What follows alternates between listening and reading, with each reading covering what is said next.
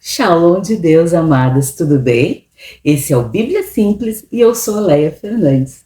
Vamos ver o que Jesus tem para nos ensinar hoje através da parábola do casamento. Oh, glória! Ou a parábola das bodas, né? Dependendo da tua versão.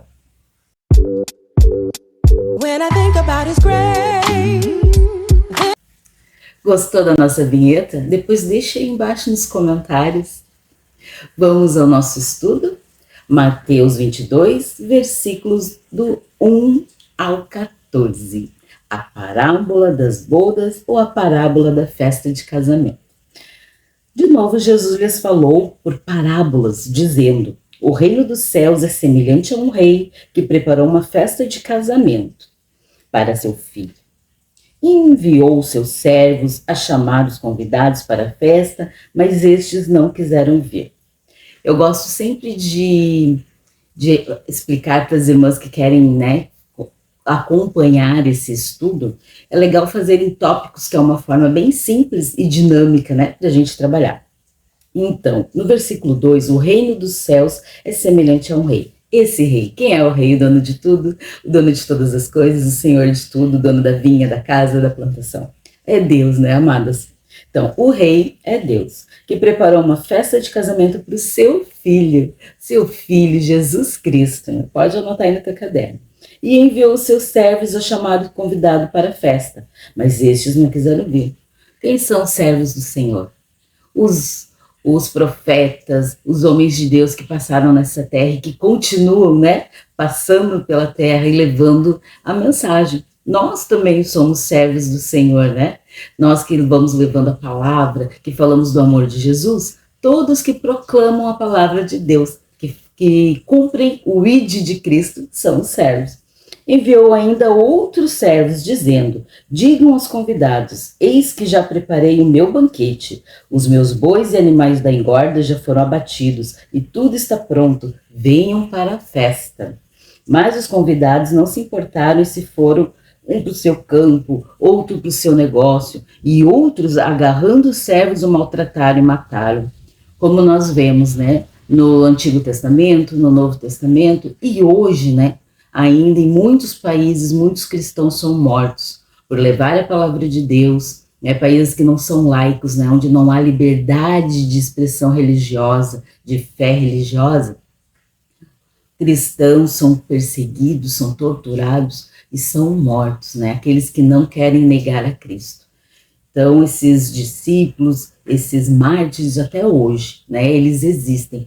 Eu estava vendo uma pesquisa na Janela 1040, se você der uma googada, você vai encontrar rapidinho, Janela 1040.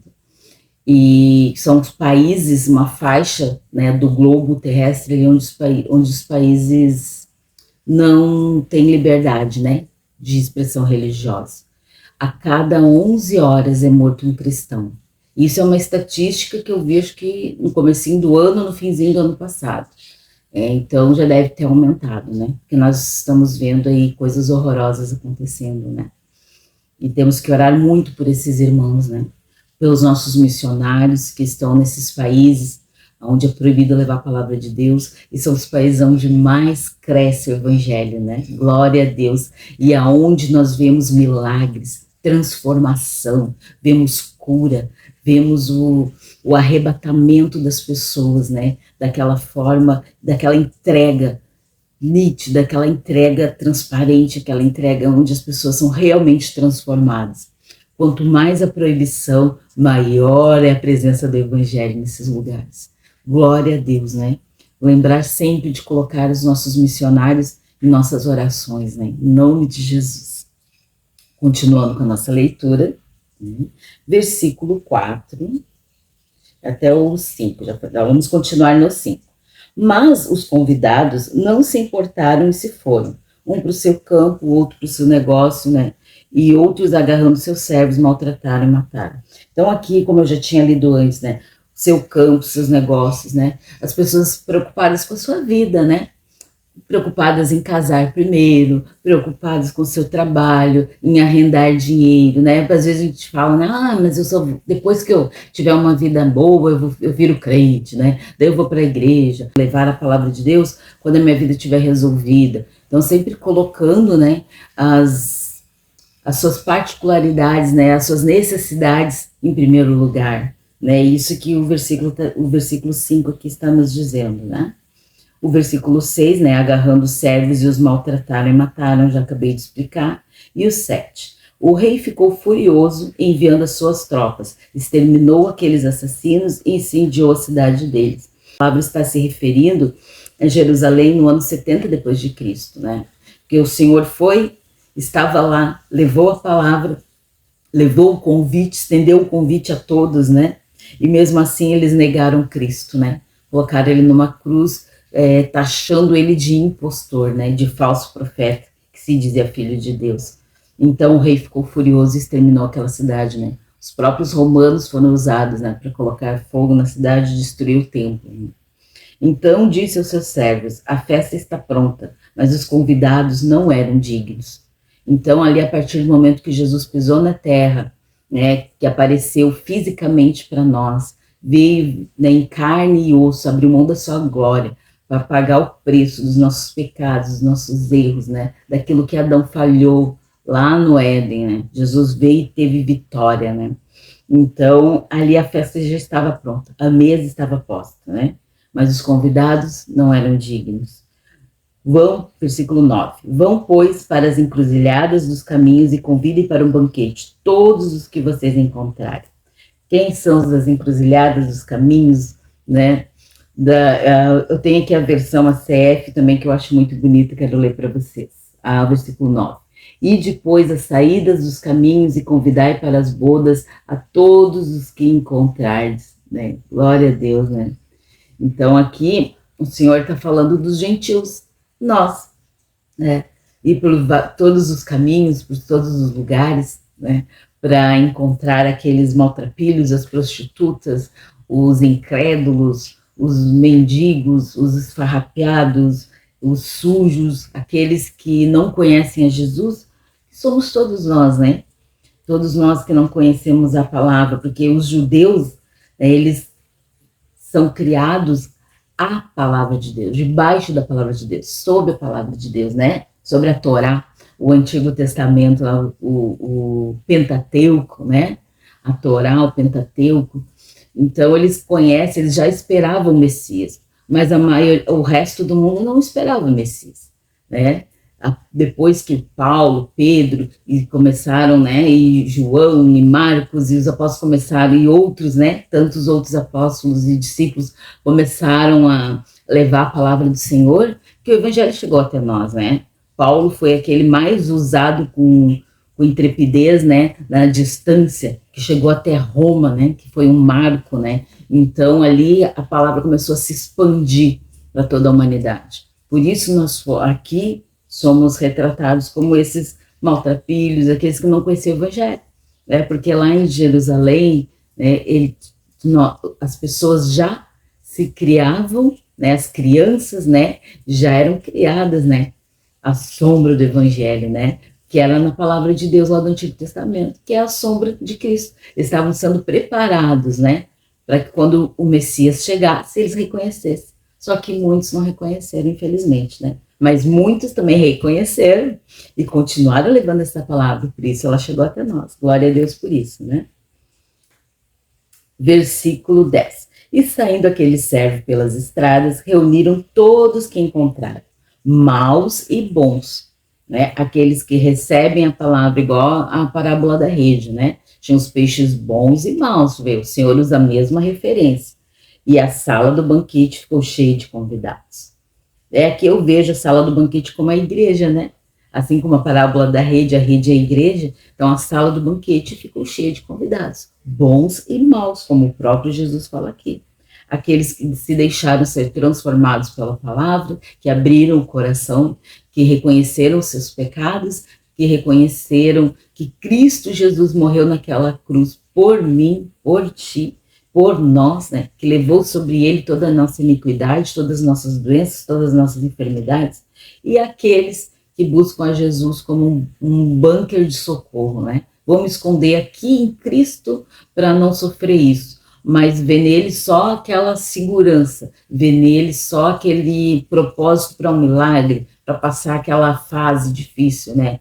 Não enxerga ele como um salvador, remidor, né? Como um propósito de vida, porque o evangelho é propósito de vida. Evangelho não é socorro, não é só aquele momento de angústia, eu vou aqui, vou orar, vou jejuar, vou para Deus me dar, para Deus conseguir, para me dar vitória, para fazer isso, para fazer aquilo, para me vencer essa fase. E depois acaba esquecendo, né?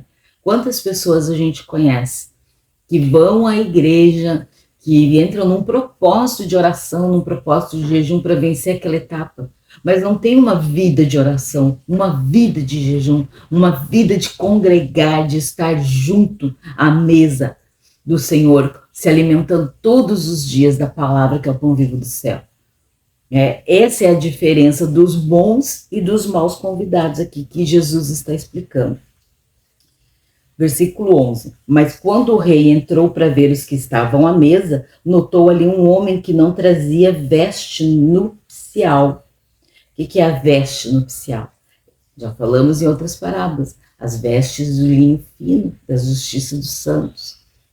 É as vestes de linho fino que nós vamos receber lá na glória, quando formos arrebatados. Nós vamos receber vestes de linho fino. Quando formos arrebatados, nós vamos receber vestes de linho fino. Então, essas vestes de linho fino, todos que vão entrar para as bodas vão receber.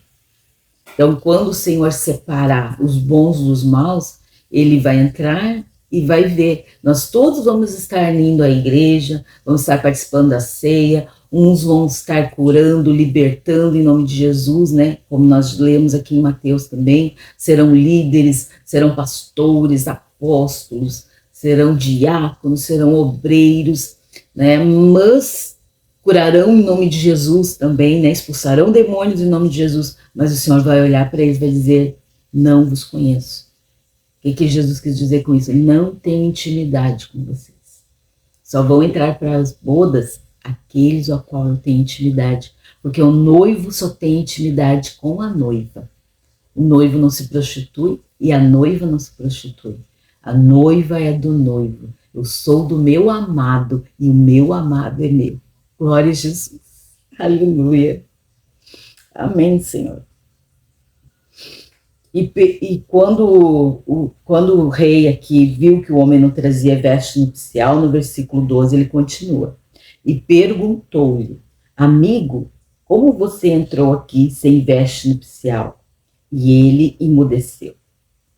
Então aqui nós já falamos em outras parábolas sobre o amigo, essa palavra tão forte. Amigo é aquele que andava com Deus, é aquele que estava no caminho do Senhor. Né, que levava as marcas, como Jesus levou as marcas, né, do sacrifício dele para a eternidade, que ele escolheu estar com essas marcas, que um dia nós iremos ver lá na presença de Deus, né, quando nós estivermos na Nova Jerusalém, quando nós somos arrebatados, antes da Nova Jerusalém, quando nós somos arrebatados, quando o Senhor vir buscar a sua noiva, nós vamos ver as marcas do nosso amigo. Então ele nos trata como amigo. E aqui nesse mesmo momento, o rei tratou essa pessoa, esse intruso, como amigo. Como você entrou aqui sem veste nupcial? E ele emudeceu. Então o rei ordenou aos seus servos, amarrem os pés e as mãos dele e atirem-no para fora, nas trevas. Ali haverá choro e ranger de dentes.